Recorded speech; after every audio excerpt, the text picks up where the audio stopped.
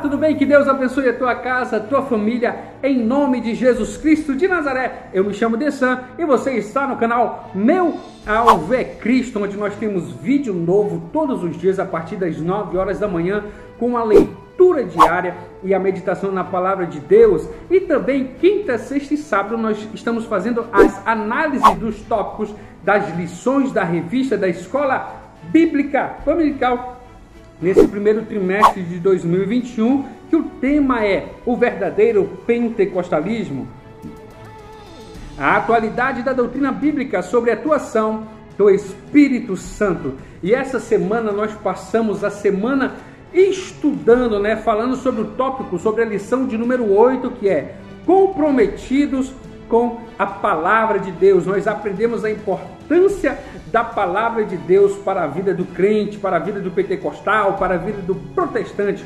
Nós aprendemos como é bom nós meditarmos na palavra de Deus. E aí nós já estudamos, no tópico de número 1, sobre a autoridade da Bíblia. A Bíblia por si só, ela, por ser inspiração de Deus, ela por si só, ela é infalível em todas as coisas, E aí nós aprendemos também no tópico de número 2, o zelo da doutrina, o que nós definimos como doutrina. E agora no tópico de número 3 nós vamos estudar o cuidado quanto aos modismos. Quero agradecer você que já é inscrito em nosso canal, não esqueça de deixar o seu like. Você que ainda não é inscrito, faça a sua inscrição e vamos compartilhar. Galera, compartilhe esse vídeo com o máximo de pessoas possível, tá bom? Para que o máximo de pessoas possível possa criar o hábito do estudo da Palavra de Deus. Mais uma vez, segunda a sábado, 9 horas da manhã, vídeo novo com a leitura diária referente à lição que nós estamos estudando. E quinta, sexta e sábado, 19 horas, nós vamos estar fazendo análise dos tópicos. Se você chegou agora, na descrição desse vídeo está o link das leituras diárias e da análise do tópico 1 e tópico 2. Hoje, sábado, nós vamos estar analisando o tópico de número 3 da lição de número 8, comprometidos com a palavra de Deus. O nosso texto áureo está baseado no livro de Lucas, capítulo de número 11, versículo de número 28, que diz: bem-aventurados que ouvem a palavra de Deus e as guardam. E a nossa verdade prática diz o seguinte: a autoridade divina da Bíblia deriva da sua origem em Deus. E isso, por si só, encerra a suprema autoridade das Escrituras como plena, total garantia de infalibilidade. A nossa Bíblia, ela é infalível. Eu quero mais uma vez usar o termo, lá de 2 Timóteo, capítulo de número 3, diz o seguinte: toda palavra é inspirada por Deus. No grego seria assim, passar da fé, theopneutos. Toda palavra é soprada por Deus. Eu vou até usar um outro termo, Eu quero usar, esse é um termo que eu estou dando, tá bom? Da tradução, theopneutos é soprada por Deus. Grafé, grafia, escrita, passar toda. Então, passar, grafé, toda palavra, toda escrita, theopneutos, é soprada por Deus. E aí eu vou usar esse termo soprada, eu quero substituí-lo por ditada por Deus. Nós aprendemos que a Bíblia, com seus 66 livros, foi escrita por homens, mas foi soprada por Deus. Deus que não foi só uma musa inspiração. O pessoal diz que foi inspirada por Deus, imagina como se fosse um cantor, que escolhe uma musa e para ela escreve uma canção. Imagina que para escrever a Bíblia fosse a mesma coisa, não é verdade? Alguém sentou, imaginou um ser supremo e escreveu. Não foi isso. Como nós aprendemos no estudo da nossa lição, a Bíblia, ela foi soprada, não foi feita por acaso. Foi a mensagem de Deus escrita para a humanidade. Foi através dessa palavra que nós conseguimos conquistar a nossa liberdade física, a nossa liberdade mental, a nossa liberdade espiritual. É através dessa palavra que nós alcançamos o propósito de Deus para a nossa vida. Então, você que não assistiu os outros vídeos, assista, que tá show de bola, muito bacana, e vamos estar compartilhando. Vamos lá, galera? Então, quero convidar você para nós fazermos análise agora do tópico de número 3, cuidado quanto aos modismos. O nosso cuidado com a doutrina deve ir além do combate aos modismos e servir para defender a nossa fé das seitas e heresias, refutar os erros que se opõem aos ensinos bíblicos e persuadir os contradizentes para que eles se convertam ao Evangelho. Devemos fazer o melhor para Deus. E antes da gente entrar no subtópico de número 1, eu já quero deixar mais essa explicação para você, mais esse vamos dizer, mais esse lembrete para você não esquecer. Nós só conseguiríamos identificar os modismos e combatê-los se nós criarmos o hábito da leitura sagrada. É por isso que eu quero convidar você a se inscrever no canal e quero convidar você a compartilhar com o máximo de pessoas possível. Todos os dias nós meditamos a partir das 9 horas da manhã, leitura diária, quinta, sexta e sábado. Estamos meditando nos tópicos da revista da Escola Dominical.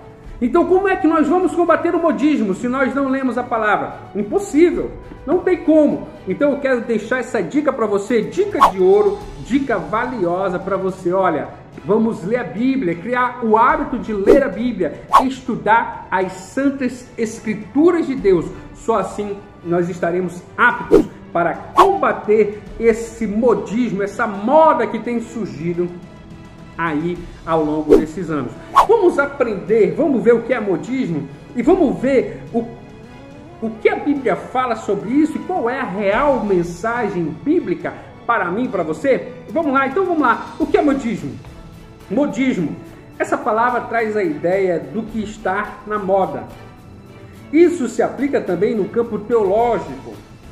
São os ventos de doutrinas que vêm e se vão, que tem caráter efêmero, passageiro, que para nada aproveitam. Em outras palavras, são inúteis e inaproveitáveis. Quem não se lembra do dente de ouro, do dom da unção do cai-cai, do sopro santo, do G12, a febre dos anjos e de outras aberrações doutrinárias? Hein? Onde estão os seus promotores e expoentes? Não há como combater esses abusos e essas práticas exóticas sem o conhecimento adequado da palavra de Deus. Paulo exorta a Timóteo e ele nos ensina, através das suas exortações, que nós devemos meditar nessa palavra de dia e de noite. O ponto-chave da Bíblia é apenas um. A palavra de Deus como nós a conhecemos, a Bíblia Sagrada, ela foi escrita para mim e para você com uma única mensagem. A mensagem das boas novas da salvação. Não existe outra mensagem que seja bíblica. Não existe. Quero pedir perdão para vocês aí que usam a Bíblia para criar essa teologia maluca de qualquer jeito. A Bíblia, ela por ser inspirada por Deus, por ser soprada por Deus, ela tem todos os tipos de assunto. E aí tem camarada que pega um versículo e aí esboça esse versículo como se fosse verdade suprema. Nós falamos isso no estudo do nosso tópico de número 2.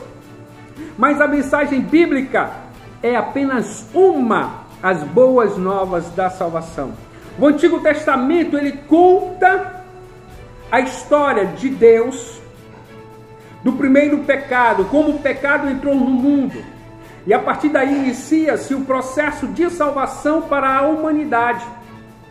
E para esse processo de salvação é necessário que, como o pecado entrou através de uma pessoa, Adão, é necessário que o perdão também entrasse através de uma pessoa. Foi quando Jesus Cristo foi escolhido ainda no céu para ser o nosso sacrifício perfeito de Deus.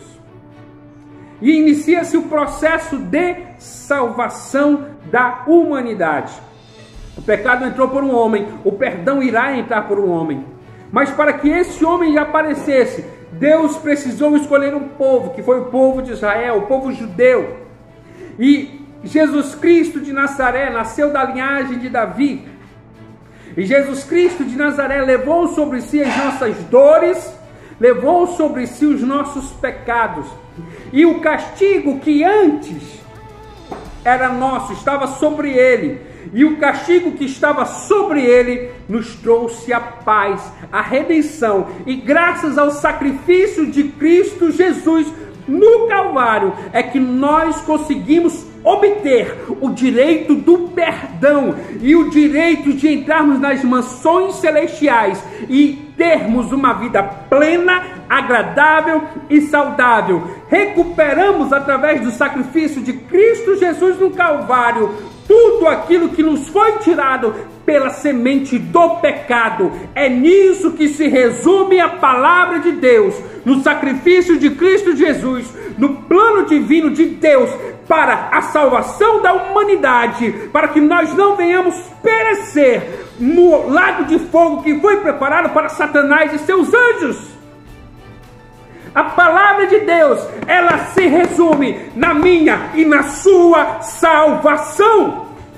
Não existe outra palavra, não existe outra teologia que deva ser pregada. É por isso que você deve ler a Bíblia, para você não cair nessa modinha que está aparecendo por aí. Nós estamos agora na era dos pastores coach. Dos pastores coach que estão mais preocupados em te ajudar a tentar superar uma coisa sua de forma humana e não estão preocupados em pregar o verdadeiro evangelho. A pregação é mais do tipo: ei, o homem tem se tornado o centro das pregações. Ei, você pode, você é capaz. Ei, não fica assim. Ei, olha, você é poderoso. Acorde de manhã e diga: eu sou poderoso, porque Deus te deu poder. Acorda de manhã, coloca o nome de Deus numa pregação coach. Eu vou dizer uma coisa que você pode até concordar ou não. Eu sou completamente contra, irmãos e irmãs. Eu sou completamente contra essas pessoas que ficam vivendo na miséria, sabe? Ai, eu não posso. Ai, eu não consigo. Ai, eu não sei o que. Não, eu sou contra. Tá difícil? Tá ruim? Tá complicado? Tudo posso, mas naquele que me fortalece. As pregações de hoje só terminam no tudo posso. Eu posso isso, eu posso aquilo, mas por que eu posso? Porque eu tenho aquele que me fortalece, Jesus Cristo de Nazaré, que levou sobre si os meus pecados, levou sobre si as minhas dores, levou sobre si as minhas iniquidades, e por conta dele eu posso conquistar, eu posso crescer, mas só por conta de Jesus. Há quanto tempo você não ouve uma pregação do Calvário? Há quanto tempo você não ouve uma pregação sobre o arrebatamento da igreja? Há quanto tempo você não ouve uma pregação sobre confessar os pecados? Não! Agora é só uma pregação massageada, massagem de ego. E é o povo que está fazendo sucesso. Estão deixando de pregar Jesus para pregar um cristão que pode tudo. Tu só pode por causa de Jesus. Se não fosse Jesus, você não poderia nada. Teve um tempo atrás, e é isso que o nosso comentarista fala. Pregadores que pregavam: ei, vai surgir o dente de ouro. Ei, fecha os seus olhos, abre a tua mão está cheia de ouro. Ei, olha só, se não cair, não é de Deus. Os pregadores pegavam a mão assim na cabeça da pessoa e ficavam empurrando assim, ó. Ficavam empurrando assim. E se tu não caísse é porque tu estava endemoniado. A Bíblia não prega isso, irmão. A Bíblia não fala isso, minha irmã. A Bíblia prega Cristo. É claro que na Bíblia vai ter assunto sobre prosperidade, porque nosso Deus é o Deus dono do ouro e da prata. E o próprio Davi diz que já fui jovem e adulto, velho, e nunca vi um justo mendigar o pão. Sabe o que isso significa? Que Deus pode suprir todas as tuas necessidades. A partir do momento que você aceita Cristo, ele se responsabiliza. Lá nos evangelhos fala, o próprio Cristo fala, ele usa a parábola e diz: ei, se Deus dá alimento para os pássaros que não trabalham e roupa para os campos, quanto mais para os seus filhos. O próprio Jesus fala para os fariseus: pode uma mãe se esquecer do filho, mas Deus não se esquece de vós.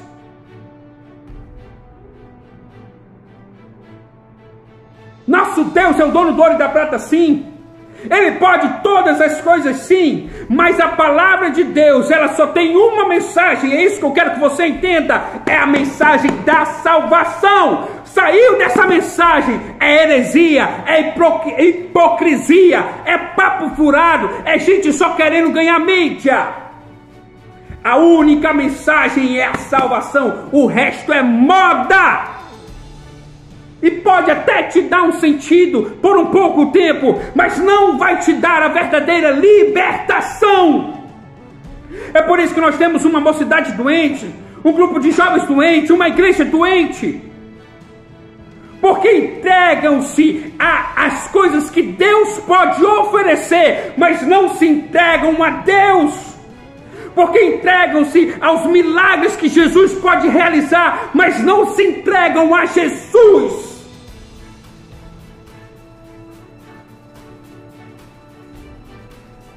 Cai nessa moda. Pregação coach. Tá com depressão? Jesus. Tá passando necessidade? É Jesus. Tá precisando de auxílio? É Jesus. Tá precisando de ajuda? É Jesus. Posso todas as coisas naquele que me fortalece. Você pode sim. Você não nasceu para ser perdedor. Só que você nasceu em pecado, como disse Paulo. No meio do pecado e por culpa do pecado. E o pecado destrói o homem por um todo.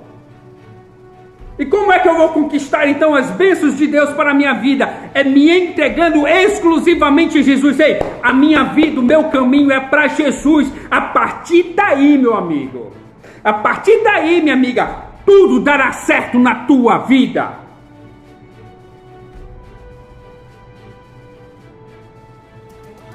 Entendeu? Essa palavra aqui, que Deus ditou, escreveu para nós, só tem uma mensagem, só uma. É a mensagem da salvação. As boas novas de Deus para a humanidade. É a única mensagem que tem na Bíblia. O resto é moda, o resto é papo furado. Subtópico de número 2. Procura-se apresentar-se a Deus aprovado. Essa qualificação vem do Espírito de Deus. Apresentar-se a Deus aprovado significa estar disponível, testado e aprovado por Deus e reconhecido pela igreja. Desde muito cedo na história do cristianismo, que a igreja precisou enfrentar uma avalanche de heresias e aberrações doutrinárias ensinadas pelos falsos mestres. Os maus obreiros e obreiros fraudulentos serão desmascarados e reprovados. A gente vai encontrar pessoas que vão se utilizar dessa palavra, pregar um evangelho paralelo, o evangelho modinha, o evangelho reteté, cai. Não sou contra o movimento pentecostal, pelo contrário, eu sou pentecostal até o tutano. Mas tem umas modinhas aí, meu irmão, que não tem como aceitar, não. Tem umas modinhas aí, velho, que não tem como aceitar, irmão. É ruim, pesado. E você, quanto obreiro, quanto obreira, homem e mulher, que se dizem pregoeiros da palavra de Deus, devem, olha, ter o hábito de estudar a Bíblia, senão vocês vão cair na modinha, vão assistir qualquer vídeo de YouTube e vão ficar falando besteira por aí. Procura se apresentar. E eu não vou falar só para obreiro, não. Você, quanto crente, quanto cristão, mais uma vez, cristão, pentecostal, protestante, tem que estar preparado e apto para combater essa modinha, esses falsos ensinamentos. Tem que estar, irmão. Subtópico de número 3. Como obreiro que não tem do que se envergonhar. O termo obreiro tanto em grego quanto em português, vem de obra, trabalho, e tem significado amplo no Novo Testamento. No sentido literal, refere-se ao trabalhador do campo. No sentido metafórico, a todos os que se dedicam à obra de Deus. E de maneira geral, aos apóstolos e demais oficiais da igreja. A nossa declaração de fé afirma o termo obreiro é genérico e usado praticamente para todos os cargos e funções da igreja. Isso aqui, vamos nem entrar muito nesse mérito, né? É verdade? Vamos continuar nossa leitura sobre o tópico de número 4, que maneja bem a palavra da verdade. O verbo grego para manejar bem é ortotomeo, literalmente cortar reto, cuja ideia é cortar em linha reta. A ideia é manter o curso correto. É uma palavra rara. Aparece uma só vez no Novo Testamento e 2 vezes na Septuaginta. O emprego paulino dessa palavra é metafórico e muitas interpretações já foram apresentadas ao longo dos séculos. A preocupação de Paulo é com o ensino correto da palavra de Deus, com base numa exegese sólida, com aplicação para a edificação espiritual da igreja. Isso significa também não fazer uso da palavra no púlpito para atacar algum desafeto entre os irmãos por meio de indiretas. Púlpito não é lugar de desabafo.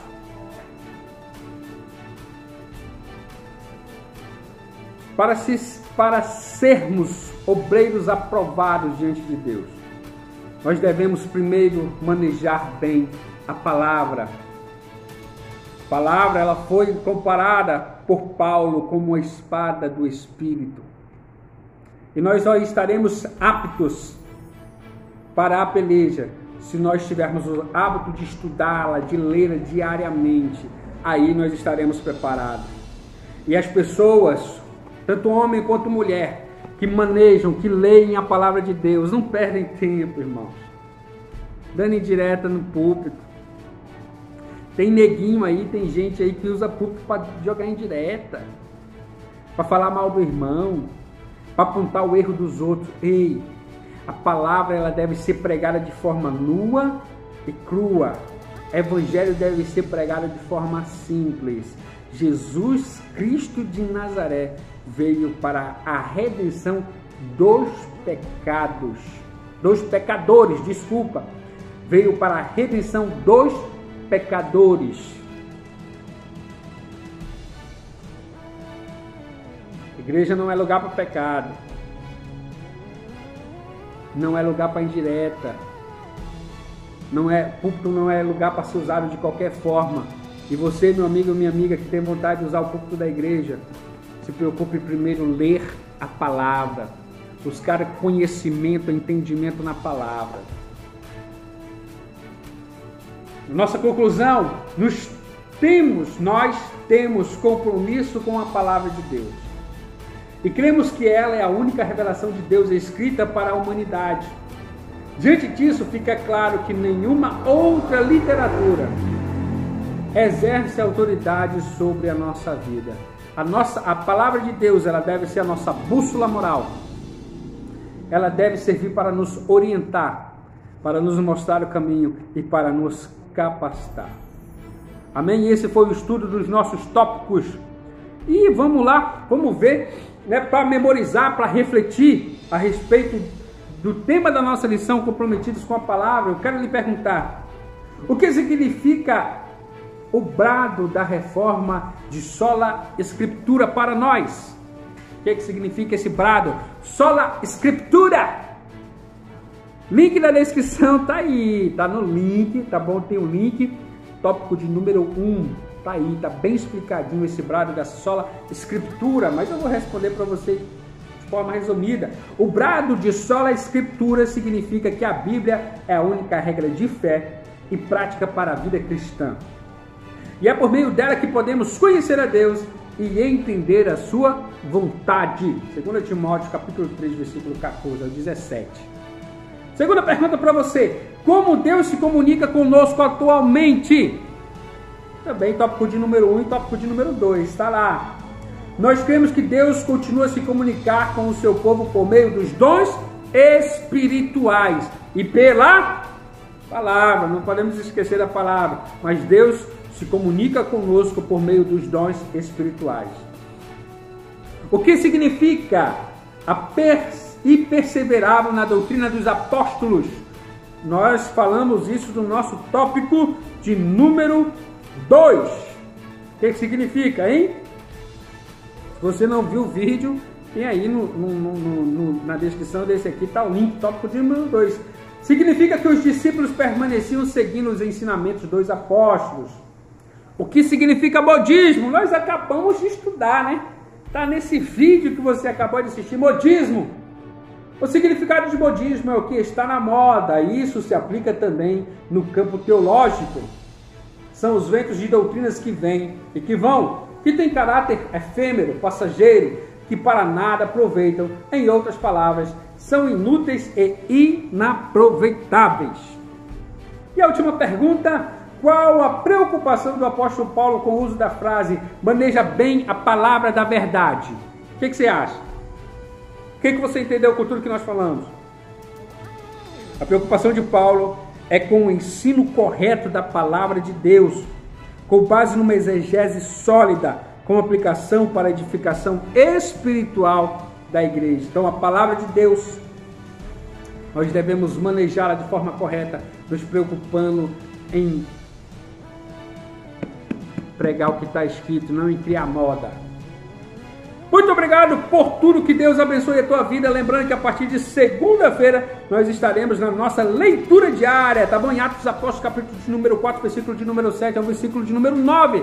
Nós vamos estar estudando a lição de número 9, que é Vivendo o Fervor Espiritual. Todos os dias de segunda a sábado, 9 horas da manhã, vídeo novo para você. Quinta, sexta e sábado, vídeo dos tópicos da lição que nós estamos estudando naquela semana. Lição da semana, que essa semana agora é Vivendo o Fervor Espiritual. Muito obrigado, Deus abençoe e fique na paz do Senhor.